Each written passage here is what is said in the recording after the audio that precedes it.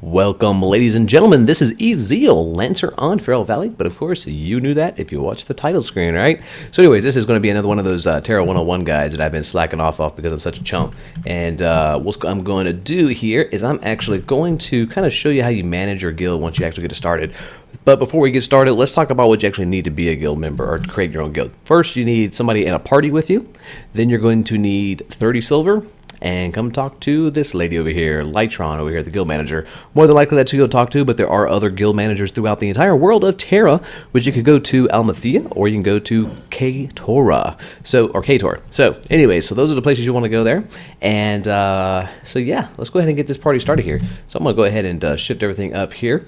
And let's go ahead and just talk first about what you can use these guys for as far as with your actual guild, what you created. So this is the guild manager here for guild leveling. And so what she's going to allow you to do is she's going to allow you to basically upgrade your guild to a second ranked or a third ranked guild. So you'll basically use these cathartic points here. I think I'm saying that right, which I don't have any on me here. But you'll use your cathartic award points to actually get into the into up leveling. At this current time, there's really not any kind of benefits as far as with actually leveling up that I'm aware of, except for level 3, which you get to run for your Van Arcs at that time. So at the moment, there's not really anything as far as special about getting a rank 2, other than you just have to do it to get the 3. Then, of course, the one really cool feature about this is you have your guild emblems. Now, what you're going to want to do here is you are going to want to download your 64x64 image. You want to make sure it's a BMP file. Make sure it's 24-bit. So if you don't have any kind of software, I would probably recommend the freeware, which is GIMP.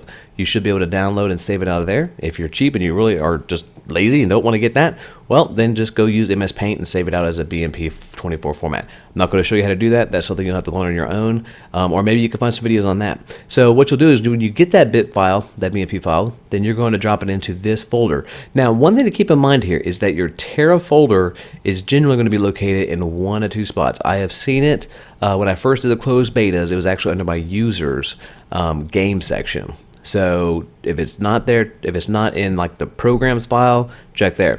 But generally, if you're running a 64-bit, you're going to have this under your programs x86, and then you'll be able to go to this location and drop in the actual guild doing this path. So when you drop it in here, you'll come talk to this guy, and then you'll have these different, the emblems or whatever that you've got going on. So, you can select whichever ones you want. You can change it however you want. There's no cost. There's no additional affiliation with having to do that process. Okay, so that's the guild emblems there, and I think that is the guild hall guide here, which he doesn't do anything. Guide, yeah, call yourself a guide, and of course there's your Van Arc collection stuff. Okay, cool deal. So now what we're going to do is we're going to go into like your management system here. This right here is basically your bread and butter. Off the top, it sucks. I'm just going to go ahead and tell you, if you're a guild master, it's completely awful. So this whole feature here, you got 4 tabs. You've got your member list here. You can choose to see all your members or close it down. You can switch between that and a notes field. And then you actually can change your message of the day. And then you can actually change like your guild title here. So you can go through and modify some of these things. You've got some different tabs here. So we're going to talk about the member section here. And probably the first thing that a lot of people do when they they create their own guild is they want to create kind of like their custom rankings here. So let's talk about how you actually create these rankings. The rankings here is you start off with just the guild master and I think recruit. So you only have like 2 levels to start off with. What you could do is you can go to modify your rankings here. Now what the modifying does is the modifying gives you the option to where the drop down list has all the current rankings you have as far as within your guild. Now this right here as an example is our alt selection. So anybody that's bringing an alt into the guild, we actually have an alt rank. So that way we know that it is an alt character. So we can immediately see that. So it's kind of more of just a designator. With these, we do not give them any of these rights here. Now what this does is, as far as like with the current privileges, you can give them the right to invite to the guild. So anybody that would be this rank would be able to invite other members that have applied, or they'd be able to do like a G invite of that person. Then also you've got your right guild MOTD, which is this message of the day. Basically when you log in, this is the first thing that pops up for people in a guild is their guild message. Let them know what's going on. And then we have the Manage Guild Bank, which is basically the 4-slot bank extra that you have there.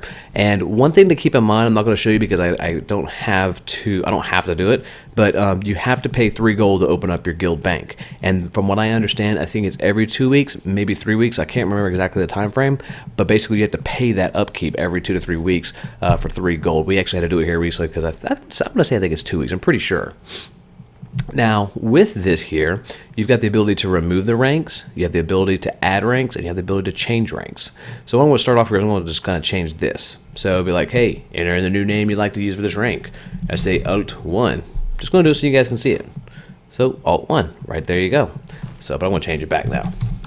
Okay, so that changes your rank. You can also add additional ranks, and I'll just call this test, and we'll just add it. And what will happen is this orders everything by alphabetical order. So remember that as you're doing this, and so you can see my test strength right there. And then the cool thing, we can remove it. It'll ask you if you want to remove the test strength, and then all guild members of the rank will be demoted. Basically, let's see what happens with that. Boom. Oh, nobody got demoted. So, all right, let me do this real quick. Yeah, I've got all my different officers there. Okay. Cool deal. So now you can go through, and that's basically all about the ranks there. So you can do your drop-down list, like I said, check everything out. And generally, I mean, the ranks are really what you want to do. You make it however you want to make it. I don't know if there's a limitation, like 30 or 50 or whatever. At this time, I don't think there's any kind of limitation that I'm aware of. I haven't tested that yet. So I don't know what to tell you about that. So if you want to test out and see if there is a limitation there, right now we don't really have a need for so many different types. We've just got officer alt. What we're doing is we've got recruits and then core members and then our vice GM here, just so you have a little title so that way they know who to talk to. All right, so that's it for the ranks there. Now what you can do here is we can go to our members online here, and let me see, I'm going to do these by rank. And all right, so like my vice GM here, I can actually go through, and when you do that little button, it turns it into like a drop-down list. So you can go through and actually add. So we could do that right there and say, okay, boom. Now he is an alt. And let's see, and then I'll change him back to vice GM. Boom. Okay. So that's kind of how you change people's information there, or change their ranks. And then of course, you got the little button here for online members and offline members. Now, the notes section, the thing to keep in mind about the notes section is this is not necessarily you as a guild leader's notes to write whatever you want to. This is like the notes, like a personal note that the player wants to put in here. So what we've required is if anybody has an alt account, they need to basically put in the name of their primary account in here. So it's kind of a way for us to know, hey, this person actually is playing, but they're playing under an alt account or whatever. So that's one of the things you can check on the personal notes. And then of course you as a guild master or as a guild member can go in and change your personal notes here. All right, and of course I'll put in like a test here. Boom. And then let's see, let me turn my status off and then go back there, and then there's test again. So, all right, so there that goes. Oh, look at that, people jumping on. About time they got on, lazy bums. All right, now the other thing you can do is you can change this. Like tonight we have a guild meeting, so guild meeting tonight, 8:30 Eastern. Put P in there, and then hit refresh. Now, one thing that you want to keep in mind here is this guild notes information, or the message of the day, is very limited. I don't know the exact characters of it. I guess I could go through and test it later, but I believe it's going to be probably about 30 or 32, roughly around there. If you go over, it's going to not update. It's going to keep the existing message. And then, of course, let's see, do I have my rankings? I don't. So let me do this. I'm going to change my, just to kind of show you guys, I'm going to change my achievements rank here. Rescue unit, turn that off. Now it says open recruit here. So what I'm going to do here is I'm going to say Eziel, or I'm going to say awesome. Let's do that, awesome. Come on. Awesome. Refresh. Boom. Awesome comes right above there. Now there is a 14 character limitation to this, so make sure you do that. So, but that just kind of shows you that everything's there. We would say open recruitment, but it's too long. So let me change the little exclamation mark right back there. Bam. Awesome. Okay. So now we've got that on there. Now let's go to the guild details.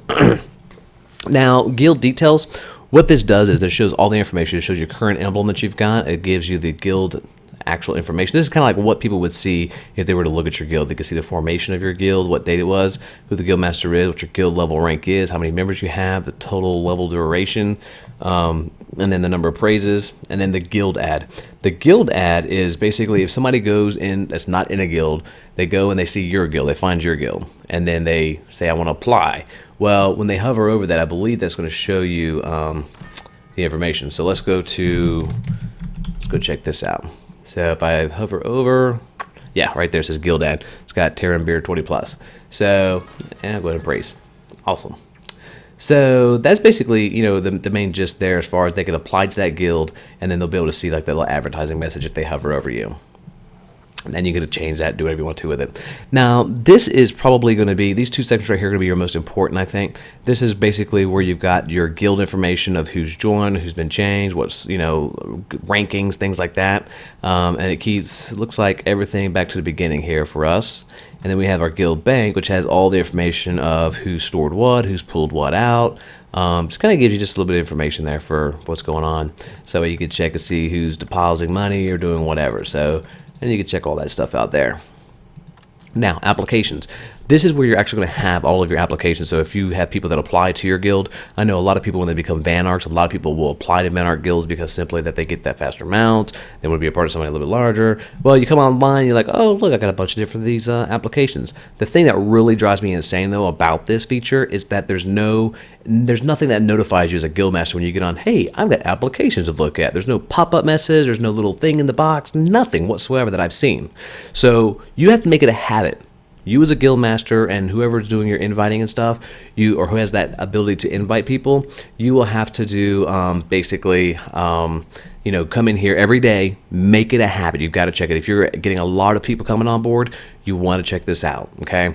Because you don't want to miss on those opportunities and maybe getting new guild members that may be very, very constructive for you. And then down here you have open guild recruitment. You can check or uncheck. Check means that the guild is open to recruitment. People can apply. You can turn it off. People cannot apply, which means they are required to get a G invite in order to join the guild. Now, I wish there was a really good way to show you all the commands for guilds, but some of the ones that come to mind here is you have /G invite and then space name. That means you are basically inviting that person to the guild. /G kick, and the name is you're kicking that person out of the guild. You get a confirmation with that. I think /G disband will disband the entire guild. And then I think that, and then of course /G is just space, and then talk is just regular chat. All right, so the next tab here we got is GVG. Now, the thing to keep in mind here, the main thing is keep in mind is that there's up to 6 GVGs that you can be in, but only you can apply and do 3 GVGs, like you can declare. So you can declare 3 GVGs and you can only be in 6. This is what I've seen so far as in previous experience. If that's changed, let me know. I'll be more than happy to correct that or put it into the notes there. Now, additionally, we have your battle history here.